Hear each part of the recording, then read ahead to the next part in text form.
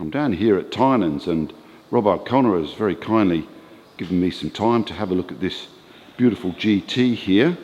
Exactly what model is this, Rob? Vince, this is a GTR. So this is the current top of the range car. Right. Have you driven one of these? Yes, I have. I've been lucky enough to be trained on the GTRs. We went to Spain for training on these, went to Valencia circuit, drove them on that track. I've driven them on the roads. Just amazing road cars. Fantastic. I bet. Fantastic at everything. You have a look inside? Yes, please.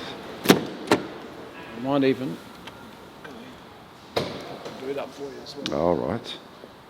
Oh, so these have got the parachute type. Yeah, so this car's got a lot of options on it. This car's... Oh, it's got a roll cage as well. Yeah. Wow. So we're really talking track stuff here, aren't we? Yeah, it's got the track pack on it. So with these ones, you can order them with the track pack.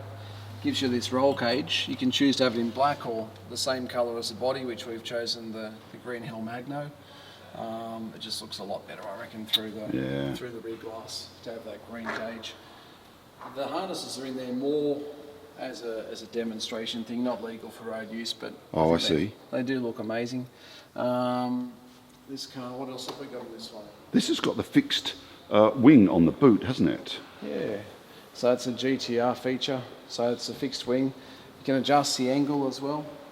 Just manually adjust the angle so you can put it up or down depending on which track you're at. Is that right? Very, very customisable car in terms of track setup. So are you saying that you need more downdraft on different tracks?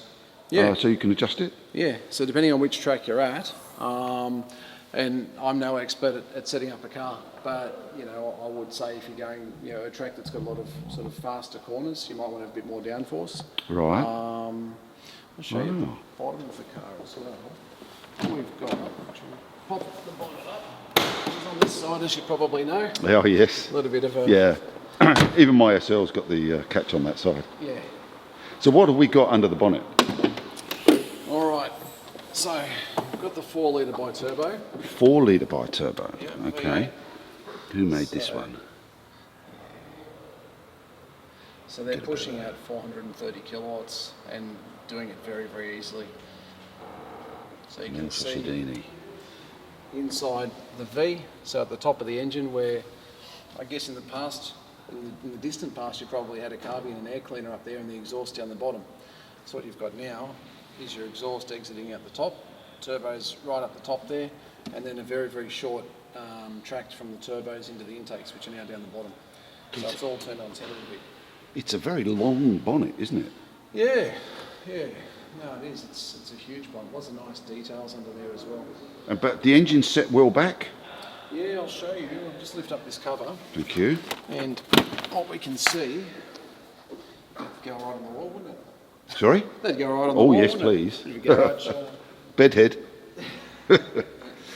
All right, so basically what I do with my clients typically is you stand at about here.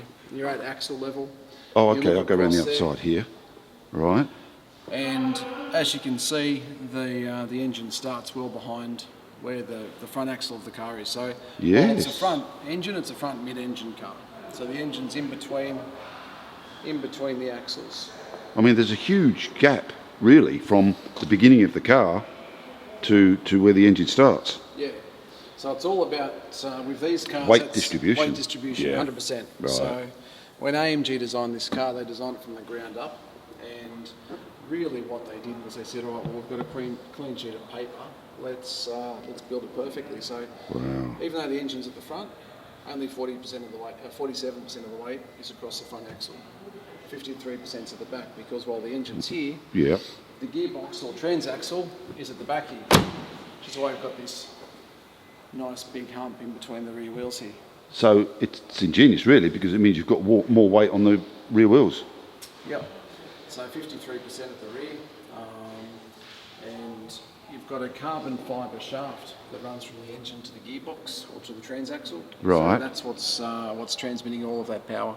So 700 newton meters of torque, 430 kilowatts, all through a little carbon shaft. Well, it's not little, it's quite big. Very light though. So again, at the front of the car, there's some very cool details, like anything that's outside of the wheelbase is as light as possible. So this, what do you reckon that's made out of? Oh, it's not metal, is it? Well, it's magnesium. Oh, really? Yeah, so it's magnesium, so it's very, very, very light. And it's also very, very stable, very strong.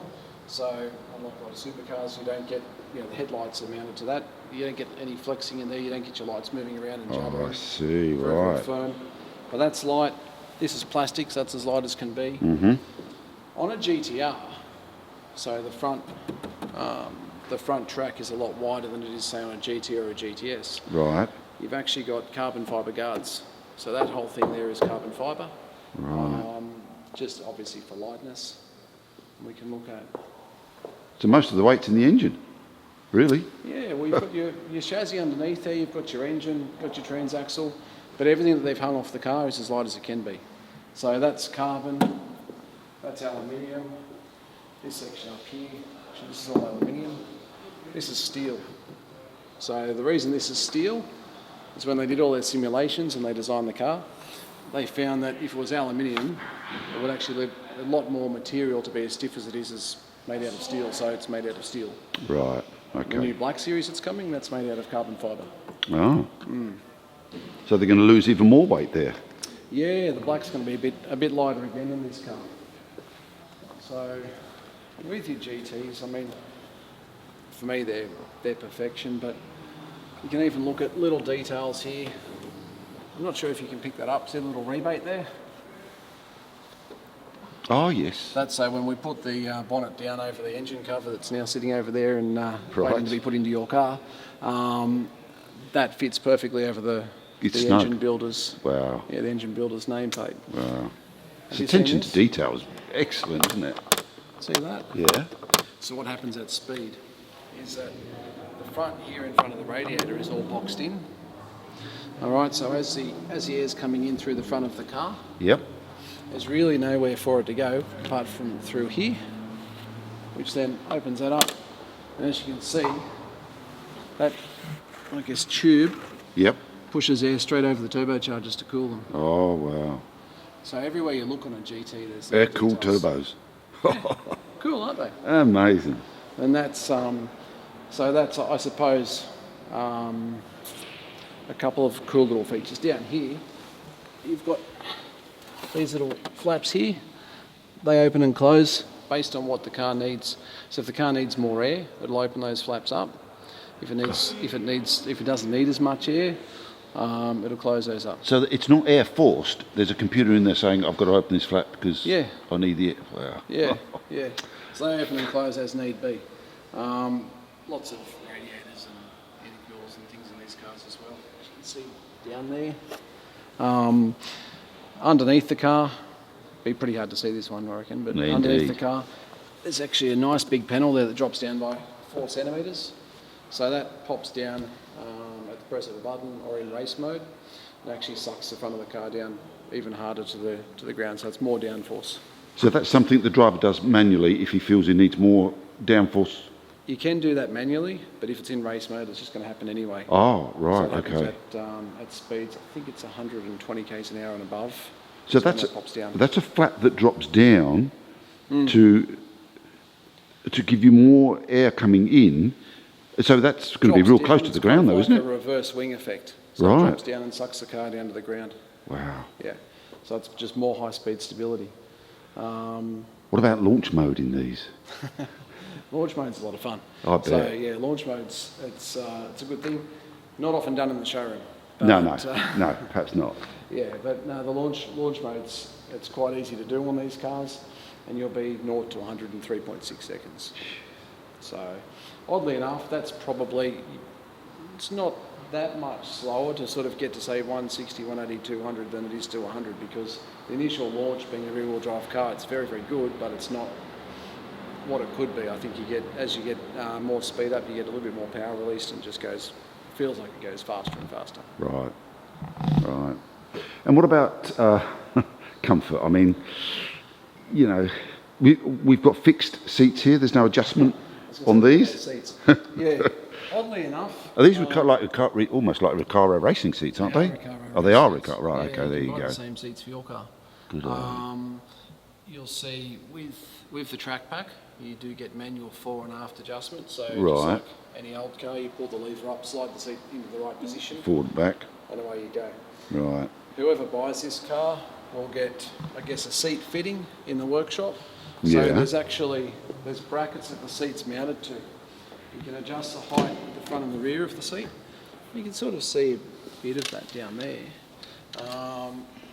But once the angle and the height is set, then it's basically set until you want to come back to the workshop again. Right. So this one's got, there's quite a few options on this car. Obviously the seats, the belts, the track pack, even as much as the materials down here. It's got the exclusive interior package, it's got the exclusive Is this the trim Alcantara pieces. trim? Yeah. The Bowmaster? Yeah, Burmester sound system as well. Geez, you wouldn't hear much music going along at this at 300 odd Ks, would you? They'd be very comfortable. Actually, those seats, they don't look it, but they are very comfortable. In my view, I'd say they're as comfortable or more so than the standard GT seats. Well, I mean, the support is coming right the way round from the shoulder down through the rump and ear on the thigh as well. So you're right, it's complete ensconced, isn't it? Yeah. No, you'd be hard pressed to find a more comfortable seat. And what about driving it, Rob? I mean, you've driven this round a racetrack in is it Spain? Did you say? Yeah, Spain. That was Valencia circuit. Right. So look, driving the car is something else. Its stability is very, very special. The noise it makes when you're in it. Yeah. It's sort of hard to describe. It's one of those things that once you've been in there and had to listen to it at full noise, it's you'll never forget it anyway. And you would have driven a number of AMG cars whilst on the track there. Yeah. Did you have a favourite at the end of the day? This is it. This one. Yeah, Okay. this is I mean, you were driving the C63 Sport perhaps and the E63s and so on? That day was E63S. So E63S, we did drag racing. So, well, not drag racing, but drag launches, so race starts. Right. For the full length of the straight at Valencia. So you're sort of doing 0 to 200 and something and then braking for the first corner. We did E63s around the circuit so you could see what the handling's like in those cars as well. And we drove GTs, GTCs and GTRs. So the GTSs that we were driving at that time was the peak of sports cars that I'd driven from Mercedes-Benz. Then you hop into the GTC, which I've got one parked over there. Yeah. GTC has the same width rear axle as a GTR. It's got the same four-wheel steering system as a GTR. Doesn't have the same width front axle as a GTR. It's a bit narrower. Looks a bit shorter. Is it a bit shorter? No. Oh, maybe it's just the colour. It could be. Yeah. It's sort of hiding over there. But it's a totally different car to drive to a GTR. The GTR just felt different. The R makes all the difference, eh? I would seem to. Yeah. No, it was good fun. We got a chance to try out the traction control system because that's one big difference between the GTR and the rest of the GT series was the 9-stage traction control straight out of the GT3 race car. Wow. So Bernd Schneider was there on the skid pan with us and he was showing us how it works with the different modes. You can turn it from sort of 0 to 9 and drifting around witches' hats. It's terrible. Had an awful time that day. Now this is sitting in the showroom. What about inquiries? You get inquiries on the. I mean, this is like a $500,000 car, isn't it? Yeah. Well, with the options that are on the car to make it what it is, it's not a cheap one. But we've got a couple of people we're talking to on the car. Right. A couple of people that have bought GTs and things like that off us before. So this is for them. Obviously, would be the peak of what we can provide. And what's the service interval? Same as any other AMG. Is that right? Yeah. So every year or 20,000 kilometres. Good Lord. So they're not that impractical to own. So. Wow. Well, thank you, Rob, for your time, mate. It's a fabulous machine, and congratulations on being able to thwang one round the track too. Good on you. No worries. And thanks for your time.